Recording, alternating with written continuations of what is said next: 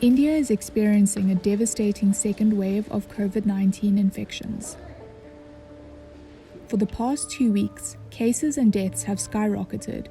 They are experiencing the world's worst outbreak of infections. India has so far confirmed more than 201,000 deaths and 18 million cases, with 3 million cases added in the last 2 weeks. India's hospitals are stretched to breaking point, with people dying outside their doors or at home due to lack of beds, drugs, and oxygen.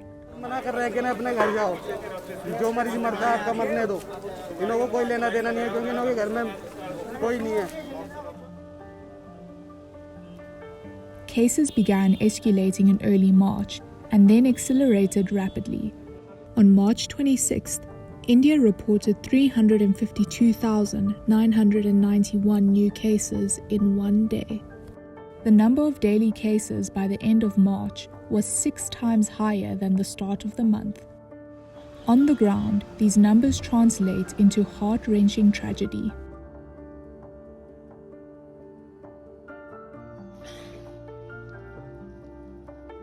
Crematoriums are working overtime, with their chimneys cracking and iron frames melting from constant use. Wood is reportedly in short supply, and some families are told to bring their own. The unprecedented rush of bodies has resulted in a shortage of space and has forced crematoriums to skip individual ceremonies and important rituals, which Hindus believe release the soul from the cycle of rebirth. Devastated families wait for hours to perform mass cremations as cities run out of space to honor the dead. The new variant discovered on October 5th, 2020 is called B.1.617, but many people have referred to the variant as the double mutant.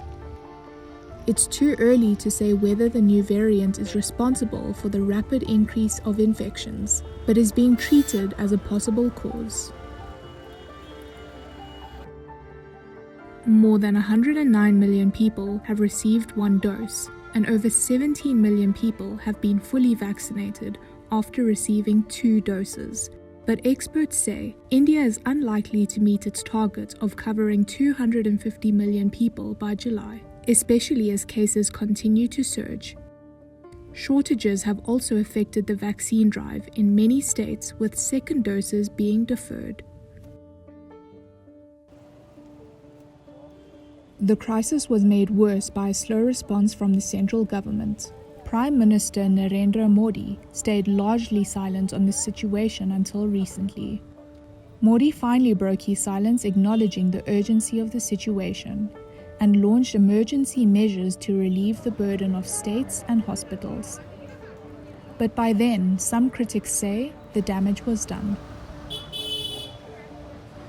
Corona संकट में देश के अनेक हिस्से में oxygen की demand बहुत ज्यादा बढ़ी है। इस विषय पर तेजी से और पूरी संवेदनशीलता के साथ काम किया जा रहा है।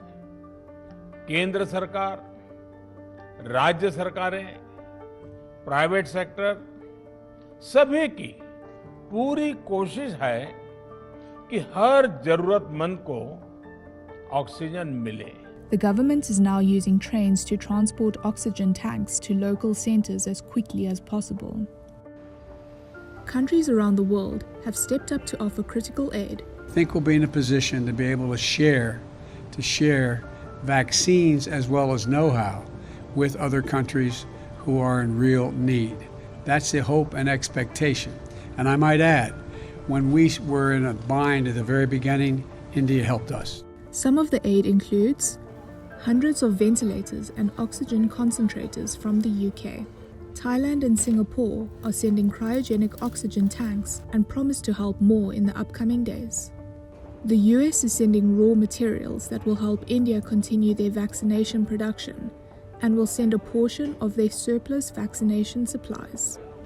Australia plans to send ventilators along with other protective gear for frontline health workers.